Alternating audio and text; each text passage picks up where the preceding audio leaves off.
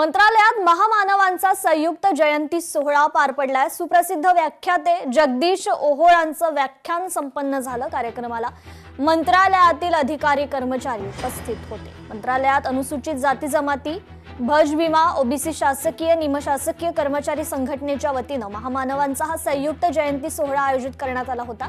यावेळी प्रमुख वक्ते म्हणून जग बदलणारा बाप माणूस पुस्तकाचे लेखक आणि सुप्रसिद्ध व्याख्याते जगदीश ओहोळ यांचं व्याख्यान आयोजित करण्यात आलं होतं। यावेळी प्रमुख पाहुणे म्हणून सामाजिक न्याय मंत्री संजय शिरसाट, सामाजिक न्याय विभागाचे प्रधान सचिव हर्षदीप कांबळे, राजशिष्टाचार सचिव डॉक्टर राजेश गवांदे यांच्यासह अनेक मान्यवर उपस्थित होते। 3 तारखेला त्यांनी त्यांचा युक्तिवाद केला। त्यांनी अशा प्रकारच्या आधी घडलेल्या केस होत्या त्याची हिस्ट्री काढली, ती त्या न्यायाधीशासमोर मांडली आणि ती मांडून त्यांनी तिथे असा युक्तिवाद केला की न्यायाधीश सुद्धा तो युक्तिवाद पाहत आणि ऐकत राहिले। आणि त्या वकिलाच्या युक्तिवादानंतर त्या 4ही ब्राह्मणेतर चळवळीच्या नेत्यांना बाहेर काढलं, त्यांची तुरुंगातून सुटका झाली। त्यांची ती वकीलपत्र घेतलेल्या आणि युक्तिवाद करणाऱ्या त्या वकिलाचं नाव आहे बॅरिस्टर डॉक्टर बाबासाहेब आंबेडकर।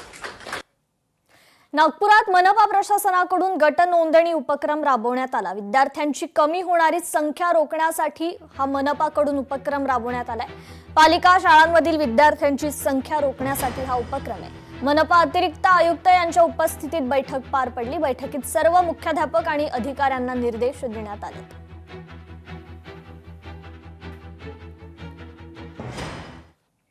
नाशिकमधील लैंगिक अत्याचाराचा आणखी एक धक्कादायक प्रकार समोर आलेला आहे। तरुणीला विविध ठिकाणी घेऊन जात बळजबरीनं दारू सिगरेट पाजून लैंगिक अत्याचार करण्यात आला।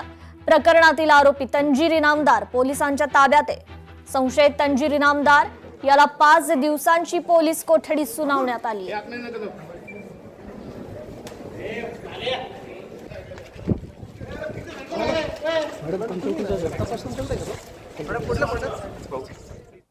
तुम्ही काम करा, आपोआप पद मिळेल असं आश्वासन भरत गोगावलेंनी दिलंय।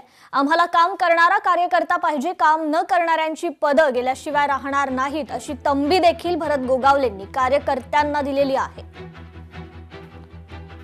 ज्या वेळेला साहेबांनी उठाव केला त्या उठावामध्ये हे सगळे शिलेदार आम्ही पहिल्या पंक्तीला होतो।